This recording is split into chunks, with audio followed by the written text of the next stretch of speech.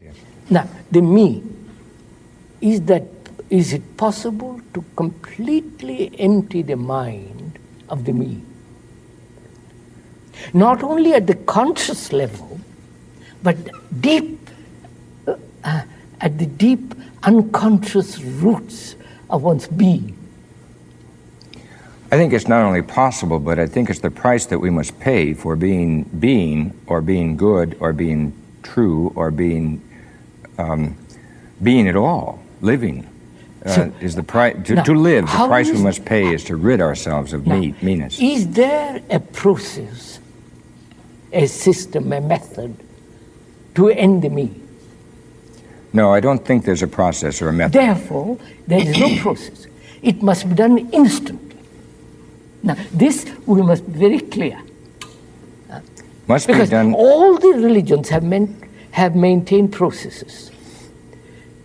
Whole evolutionary system psychologically is a process.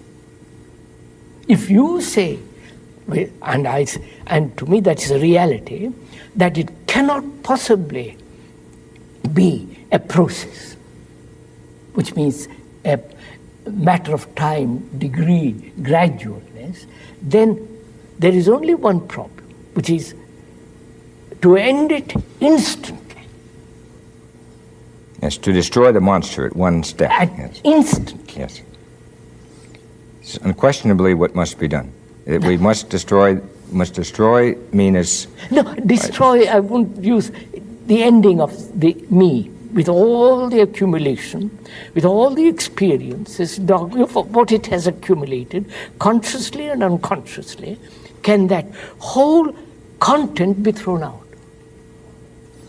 Not by effort, by me. If I say by me, I'll throw it out, it is still the me. Yes. Or if I throw it out by exertion of will, it is still the me. The me remains. It is not, clearly, in my mind, it is not an act or an activity of the mind, nor an activity of the will, nor an activity of the feelings, nor an activity of the body, which will help me to see me. Pardon me. No. Will help me to see. See, yeah. And since we in this world are so wrapped up with doing, with having, with acting, we really don't understand reflectively and profoundly what takes place before we act or before we possess. And I think that it's incumbent upon us to reflect backwards and see that there is seeing before seeing takes place, in the two senses of the word seeing. Just as there is loving before one becomes aware of loving, and certainly just as there is being before one becomes aware of being. Yes, it's the question of reflecting backwards, inwardly, deeply enough. Now, just a minute, sir. That's the difficulty, because the me is at a conscious level and at the deeper levels of consciousness. Can the conscious mind examine the unconscious me and expose it? Or the content of consciousness is the me? No, the self transcends the content of consciousness, but the me may well be the content of consciousness. But the me is not the I. The me is not the self. Wait. I include in the me the self, the ego, the whole conceptual ideation about myself, the higher self, the lower self, the soul, the body. All that is the content of my consciousness, which makes the I, which makes the ego, which is the me.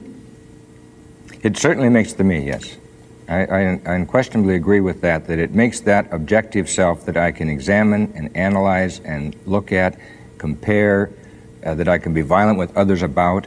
It's explanatory, if you will, or the summation of the whole thing, which you put in the word me, is explanatory of a history, of a whole multiplicity of present relationships, but it's still not getting at the reality. No, the reality cannot be got at, or it cannot flower, if the me is there. Whenever, as I said before, whenever I insist upon viewing you as me, then the reality cannot flower and freedom will not be. So, can the content of my consciousness, which is the me, which is my ego, myself, my ideations, my thoughts, my ambitions, my greeds, all that is the me, my nation, my desire for security, my desire for pleasure, my desire for sex, my desire for to do this and do that, all that is the content of my consciousness. As long as that content remains, there must be separation between you and me, between good and bad, and the whole division takes place. Now, we are saying the emptying of that content is not a process of time. Nor is it subject to methodology. Methodology. So, then what is one to do? Let's look at it. Let's take time a little bit over this, because it's quite important, because most people say you must practice, you must strive, you must make a tremendous effort, live discipline, control, suppress. I'm very familiar with all that. That's all out. Yes. That has not been helpful. Not at all. No.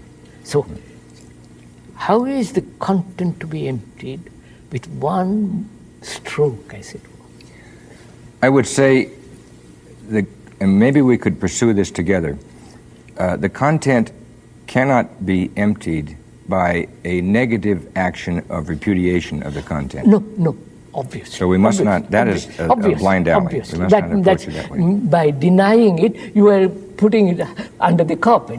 I mean, it is like locking it up. Yes. It is still there. It's a pretense. That just, one has to see this. One has to be tremendously honest in this. Yes. Otherwise, one plays tricks upon oneself. Yes. One deceives oneself. I see clearly, logically, that the me is the mischief in the world. Well, I don't see that so logically as simply intuitively. I mean, all right. It's not the result of a discursive act. No, of course. It's not a dialectic. Analytical dialectic. You see it. You see a selfish human being, whether it's politically high or low, you see human beings selfish and how destructive they are. Now the question is, can this content be emptied so that the mind is really empty and active and therefore capable of perception?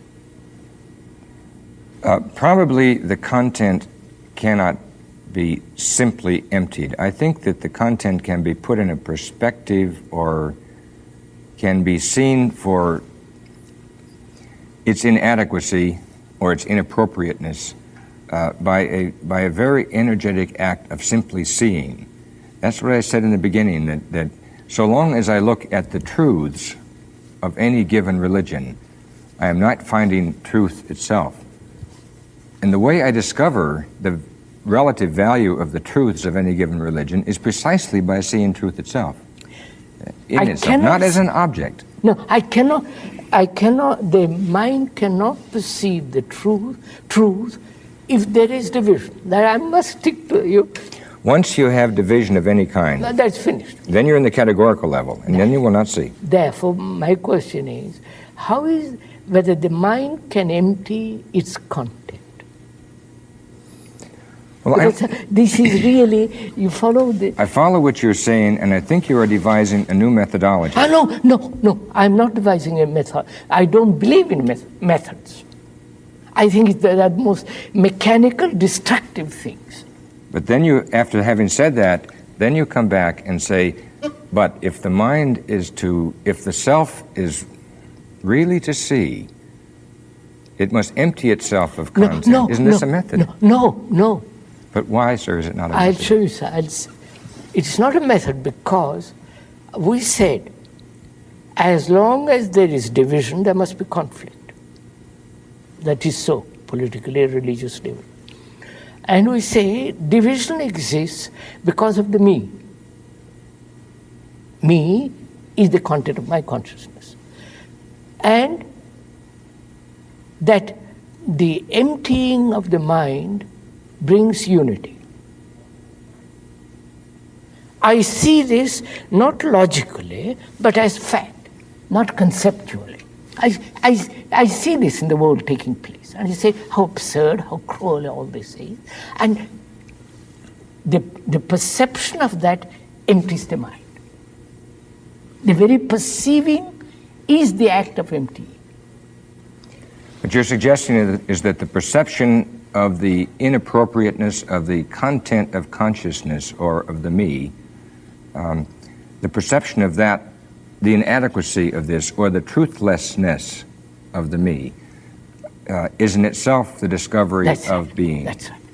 I think we should pursue that. We should. Because I wonder if the perception is in fact that negative, or might in fact be very positive. No.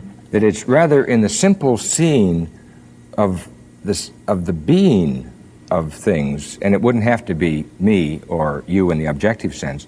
It could be this table or my hand or whatever, that I discover the inadequacy of such things as the content of consciousness or these objective sorts of things like me or you in the objective sense.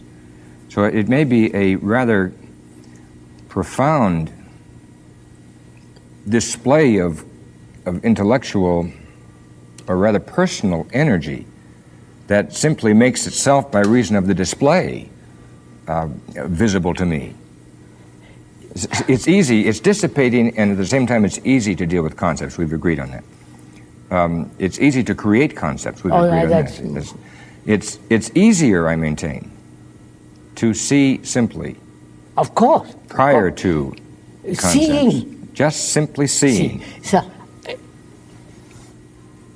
there is no perception if that perception is through an image. There's no perception if the perception is through an image. I think that is very true. No. The mind has images. The mind is bedeviled with images. I just said. It has images. I have an image of you and you have an image of me. These images are built through contact, through relationship, through you are saying this, you are hurting me, and it's built. It is there, which is memory. The brain cells themselves are the residue of memory, which is the image formation, right? Now, the question then is, memory, which is knowledge, is necessary to function. Technically, to walk home or drive home, I need memory. Therefore, memory has a place as knowledge. And knowledge as image has no place in relationship between human beings. I still think that we are avoiding the issue at hand, because I think what you have said relative to the question of memory is, as you have suggested, terribly important. But I don't think that memory or the repudiation of memory, like consciousness or the repudiation of the content of consciousness, is the solution to the problem. I think what we have to do is say, how is it, Krishnaji, that you, and I'm not talking methodology now, but I know that you have seen, how is it that you saw or that you see? And don't tell me what you eliminated in order to describe to me what I saw. How you simply see. Yes, now suppose you wanted to say to someone who had no such experience, you simply see, because I say the same thing myself all the time. Well, you simply see. And people say, you simply see how? And we must somehow or other, if we are to be teachers, deal with yes, this. Let me take you by the hand and I will show you how to see. I'll show you. I think that's fairly simple.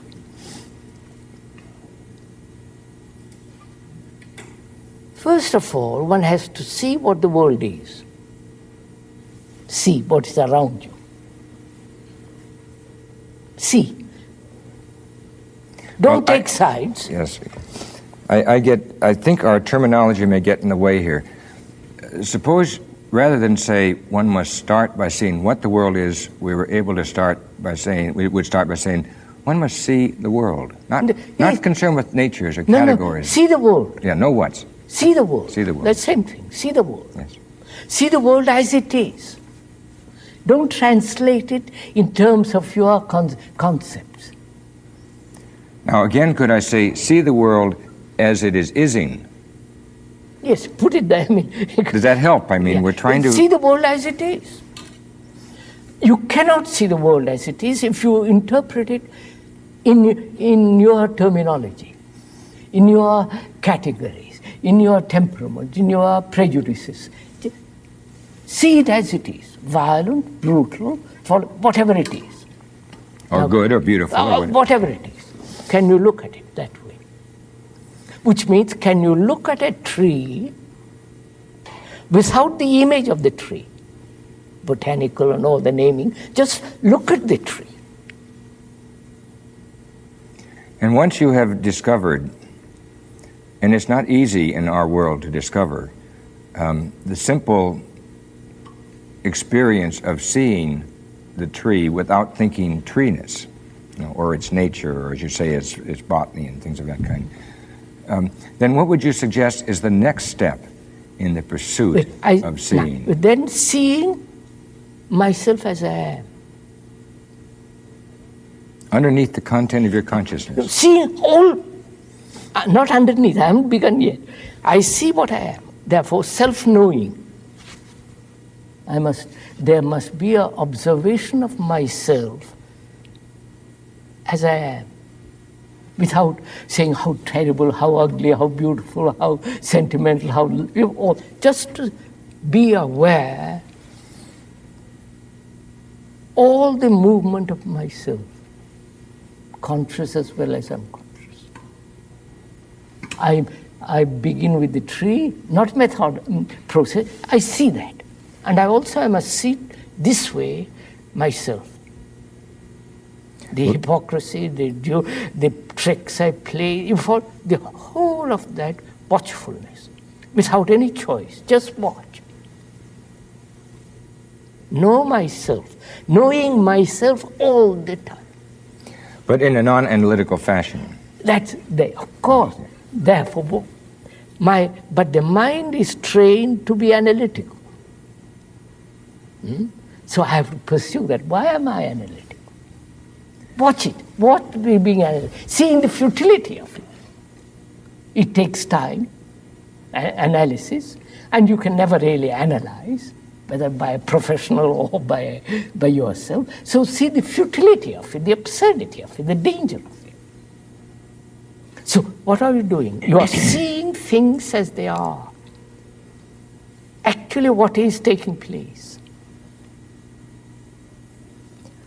My tendency would be to say that when we discuss this, we may use these words like seeing the self in its fullness with all of its negative and positive polarities. Yes. Seeing the self in its fullness, and then realizing the futility of analytically looking at certain dimensions of the self, and then saying, but I still must see.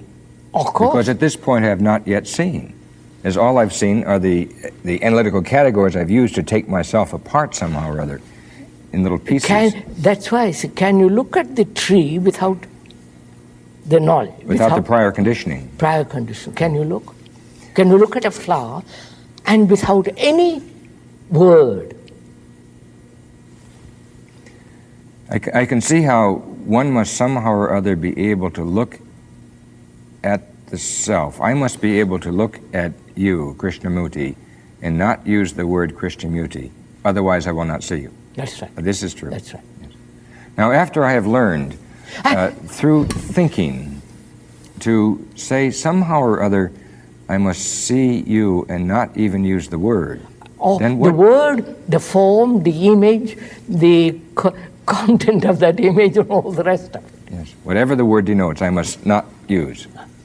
So that requires tremendous watchfulness. Yes, it requires Watchfulness in the sense, not correction, not saying I must or I must not, watching. when you use the word watching, and I think again because we are teaching, we must be careful of our words. Being aware, what it doesn't matter what word uses. Watching has the connotation of observation, and observation has the connotation of putting something out there to look at under a microscope, as a scientist would do. And I think this is what we don't want to teach. No, of course. Of course. So now, if you could use again, Krishnaji, the word watching. Instead of watching, being aware, choicelessly aware. Choicelessly aware, fine. All right. Now, this we must do. Yeah. Choicelessly aware of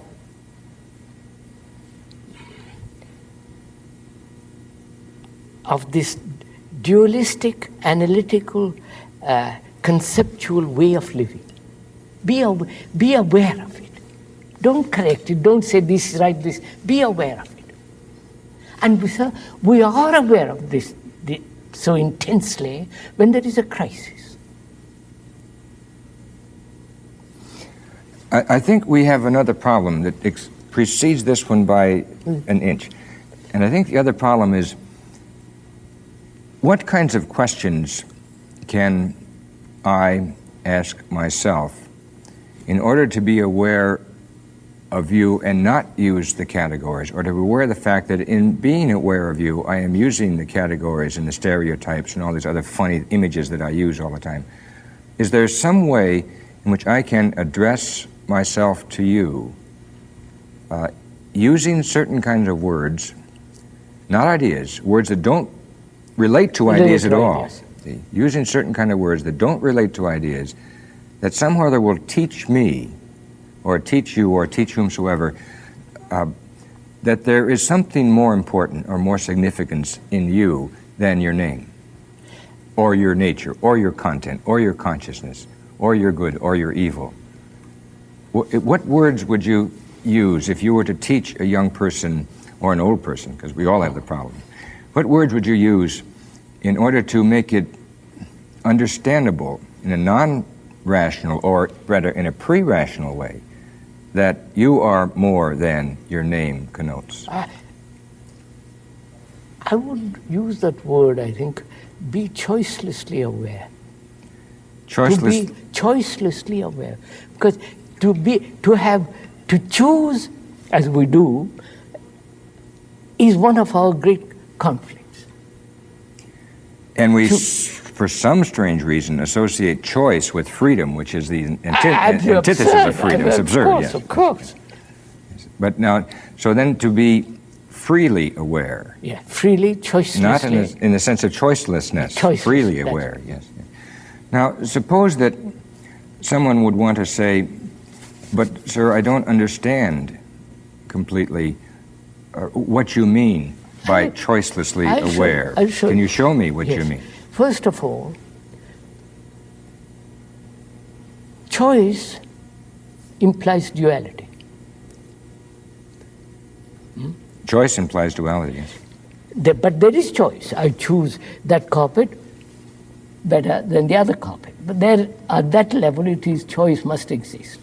But when there is an awareness of yourself, choice implies duality. Choice implies effort. Choice implies a highly developed consciousness of limitation. Yes, yes.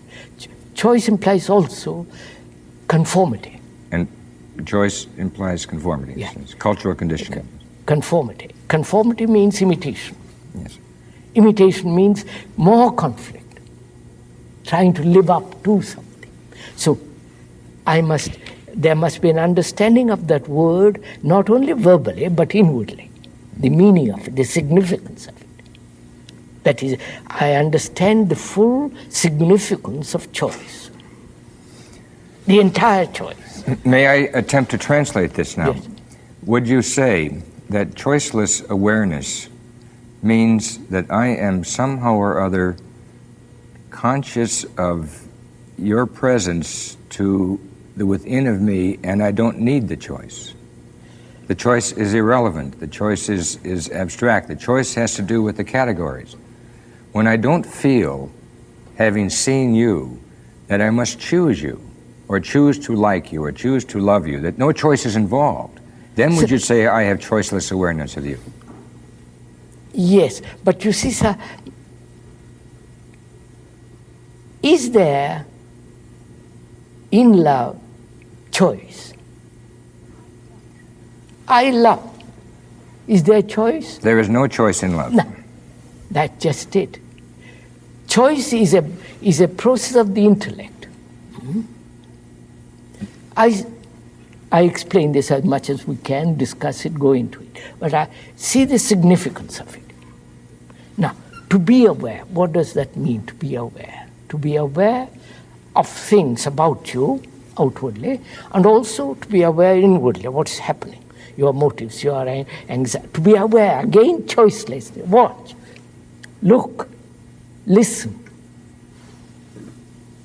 So that you are watching without any movement of thought. The thought is the image. Thought is the word. To watch without thought coming and pushing you in any direction, just to watch. I think you used a better word before when you said Aware. to be aware. Yes, sir. Because it's an act of existence rather than an act of the mind or the Of course, feelings of course. or anything. So then I have to somehow or other become, eventually, and therefore be aware in a precognitive sense of your presence. Be aware. That's And this antecedes choice. yes. And it makes choice unnecessary. There's no choice. Be There's aware. no choice. There's no Yes. choice. Be aware. Choiceless awareness is. From there, there is an awareness of the me. Awareness, how hypocritical, how, the whole of the movement of the me and the you. But sir, you're moving backwards now. I We've purposely- already. Well, I know. I moved so that we related to, so that there is this quality of mind that is free from the me, and therefore no separation. I don't say we are one, but we discover the unity as a living thing, not a conceptual thing, when there is this sense of choiceless attention